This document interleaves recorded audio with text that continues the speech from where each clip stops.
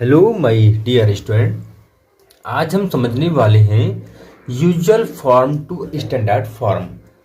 हमारी जितनी ये फॉर्म दे रखी हैं ये सभी यूजुअल फॉर्म में यानी डिटेल में है। इसको हमें स्टैंडर्ड फॉर्म में लिखना है और स्टैंडर्ड फॉर्म में लिखने का मतलब ये है कि हमें इनको पावर की फॉर्म में 10 की पावर की फॉर्म में लिखना है। यानी कि अब 10 की पावर फॉर्म में लिखने के लिए हमें क्या करना होता है कि डेसिमल से पहले हमारे पास सिर्फ 1 डिजिट होना चाहिए, बाकी के सभी डिजिट को हम पहुंचा देंगे डेसिमल के बाद और 10 की पावर में हम कोई नंबर लिख देंगे। जो करने का मतलब क्या है ये समझ लेते हैं। एक बहुत बड़ी संख्या को हमें शॉर्ट में भी लिखना होता है। अब देखो पहले इजी क्वेश्चन देखते हैं। 1 2 3 4 5, इसमें हमें 5 डिजिट दे रखे हैं और यहाँ पे कहीं भी डेसिमल नहीं है। जब कहीं भी डेसिमल नहीं होता है हम सबसे लास्ट में मान लेते हैं कि यहाँ पर डेसिमल है। ऐसा मान लेते हैं, लिखते नहीं है लेकिन हम ये मान लेते हैं। अब हमें डेसिमल कहाँ लगाना है कि हमें डेसिमल ऐसी जगह पर लगाना है कि बस हमारे पास जो है कि डेसिमल से पहले सिर्फ एक डिजिट रहना चाहिए। इट मीन्स हमारे डेसिमल है 3 और 5 के बीच में आना चाहिए। तो 3 और 5 के बीच में हमारा डेसिमल आ गया और बाकी के डिजिट को हमने डेसिमल की बाद लिख दिया और हमें 10 की पावर में कुछ लिखना है। अब ये पावर में क्या लिखना है, बस यही चीज इसमें हमें ढूंढनी होती है।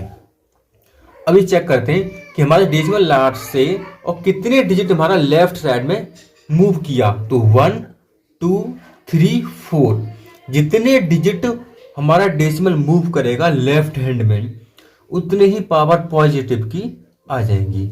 ये ध्यान रखेंगे, डेसिमल अगर मूव करेगा लेफ्ट हैंड में तो पावर पॉजिटिव आएंगी और डेसिमल अगर मूव करेगा राइट हैंड में तो पावर नेगेटिव आएंगी। ये हम बात कर रहे हैं usual form to standard form की बात कर रहे हैं। अगर स्टैंडर्ड फॉर्म से हम यूजुअल फॉर्म में आएंगे तो फिर ये रूल्स थोड़ा सा यानी हमें बिल्कुल रिवर्स सोचना पड़ेगा, रिवर्स। तब उसके बारे में बाद में बात कर लेंगे, फिलहाल समझते हैं। यहाँ पर कहीं भी डेसिमल नहीं है तो 1 यहां मान लेंगे। तो 1 2 3 4 5 पहले हमने पॉइंट लगाना है 5 और 4 के बीच में, फिर 0 3 और ये बाद की 0 हमें लिखने की कोई जरूरत नहीं है।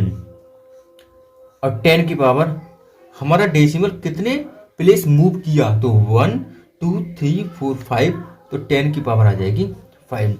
यहाँ पर ये डेसिमल है मेरा, यह हमने लास्ट में मान लिया था। यहाँ हमारा लगा हुआ है पहले से, यही काउंट करेंगे। तो हमारा जो स्टैंडर्ड फॉर्म का जो रूल है कि हमारा डेसिमल से पहले हमें एक ही डिजिट चाहिए, बाकी सभी डिजिट हमारी डेसिमल के बाद चाहिए।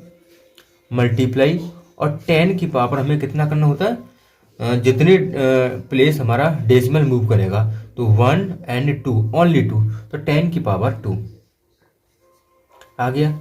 अब बात करते हैं यहाँ की, हमें क्या करना है, डेसिमल से पहले हमें 0 नहीं चाहिए, 0 नहीं चाहिए, हमें एक डिजिट चाहिए और डिजिट मेरे पास 7 है। तो 7 के बाद लगेगा पॉइंट 7.5 8 4 और मल्टीप्लाई 10 की पावर। अब यहाँ देखो हमारा डेसिमल कहाँ से 0 से कहाँ पहुंच रहा है, 7 के बाद पहुंच रहा है, यानी राइट हैंड की तरफ मूव कर रहा है। और डेसिमल अगर राइट हैंड की तरफ मूव करेगा तो हमारी पावर कैसी हो जाएगी, माइनस में। तो 1 प्लेस, ओनली 1 प्लेस, तो 10 की पावर माइनस का 1। यहाँ चेक करते हैं, डेसिमल से पहले हमें चाहिए एक डिजिट, तो 5 और 4 के बीच में आ जाएगा डेसिमल 5.4 और ये 3 10 की पावर। तो वो कितना मूव कियागा, 1 2 3 प्लेस मूव किया तो 10 की पावर आ जाएगा माइनस का 3। नेक्स्ट चेक करते हैं, 3 और 4 दो ही डिजिट दे रखे हैं तो यहाँ पे आ जाएगा तुम्हारे पास 3.4। अगर यहाँ पे अगर ओनली 3 होता तो हम इसको लिख लेते 3.0 और 10 की पावर हो जाएगा 1 2 3 4 5 6 तो 10 की पावर माइनस का 6।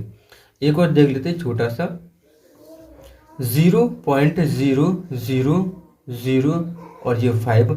अब इसमें एक ही डिजिट दे रखा है तो इस डिजिट को हमें डेसिमल से पहले लेना होगा 5 पॉइंट। अब पॉइंट के बाद जाके खाली है हम 0 बढ़ा सकते हैं। कितने प्लेस मूव किया, 1 2 3 और ये 4 तो 10 की पावर -4 आपका इसका आंसर होगा। आई होप ये स्टैंडर्ड फॉर्म आपको क्लियर समझ में आ गए होंगे।